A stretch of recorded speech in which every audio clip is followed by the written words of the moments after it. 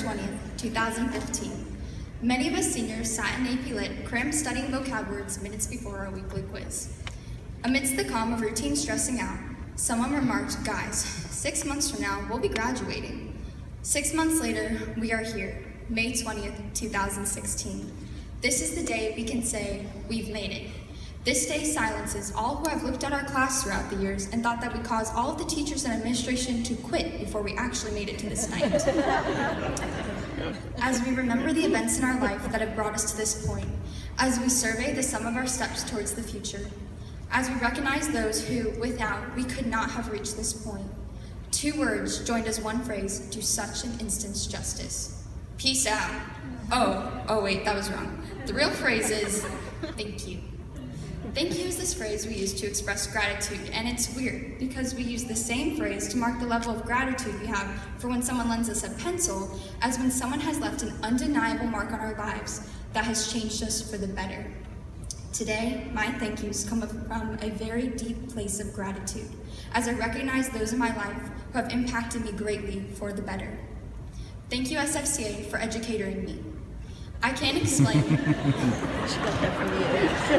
educator. I can't explain, in truth, what it means to have had 4 years of my life at a place where I've questioned, uncovered, and seen more clearly the truths God has put in this world for us to seek out. Thank you to my teachers and the administration. Your dedication to our class has been phenomenal. You have led us with character, wisdom, and insight. You have distinguished yourselves from many others in your field, much like how, out of all the paintings and artists in the world, Da Vinci's Mona Lisa is considered to be the most well-known. Of all the singers in the music industry, Beyoncé is Queen Bee. Of all the blind epic poets, Homer is considered the first and greatest.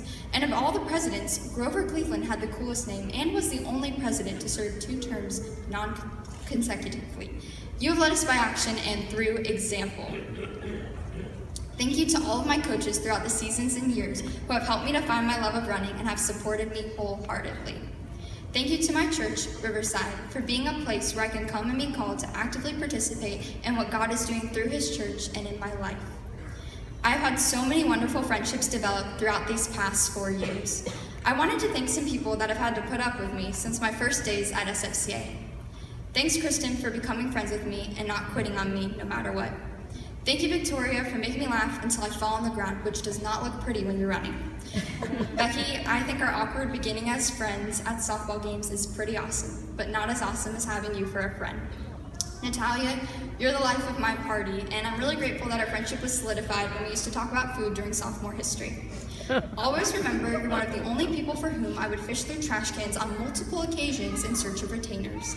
Becky is the only other person thus far. You, Natalia, are exceptional, and I know that learning and living life in high school with you has been a great blessing. I would like to thank my arms for always being by my side, my legs for always supporting me, and my fingers because I can always count on them.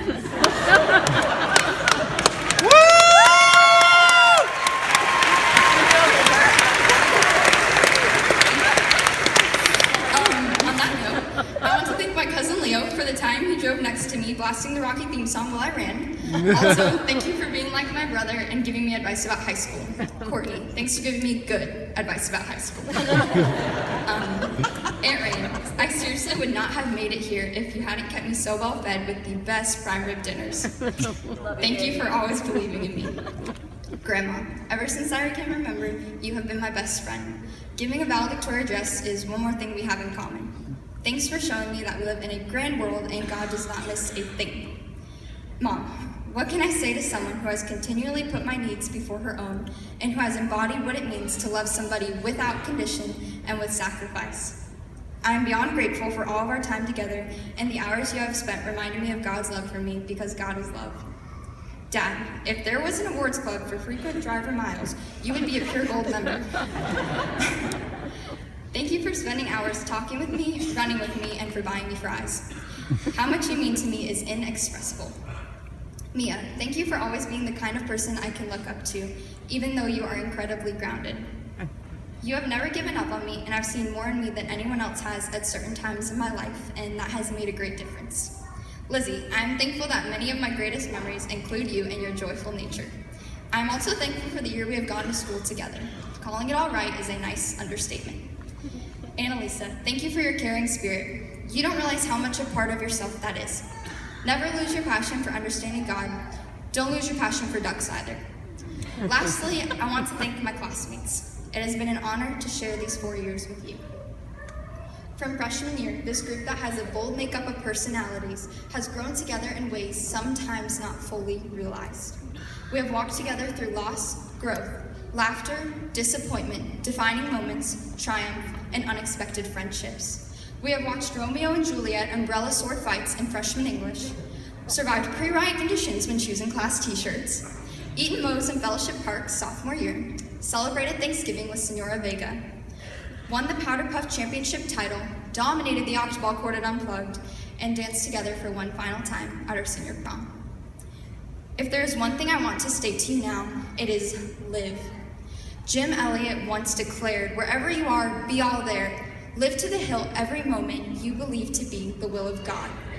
Sometimes we want to, for many reasons that seem good in our heads, be so self-secure and practical that we forget whatever our idea of a step-by-step life plan is, it is at best a poor reflection of just a portion of the plan God has for our lives. We do what we think is right by our judgment and put ourselves into boxes that block our view of the great unknown. This unknown, great unknown, is the work God has to complete in and through us. I think the unknown of life, that mission God has for you and his kingdom to see through, is truly greater than we can imagine or comprehend. So don't turn your mind off and close your eyes. So, on the contrary, watch God as he shows you how to live and really live a life extraordinarily marked from one of mere existence. With this, let us move forward, class of 2016. Tonight is the conclusion of the 302,400 minutes each of us has spent in high school. As we go on, we must re-immerse ourselves in the truth that each end, each setting of the sun is but only stained with a hue of finality in this life on earth. Let us live in the now and look towards the day when the dawn will break through the darkness and a world of beginnings and ends will be but a memory, because we will be with the beginning and the end.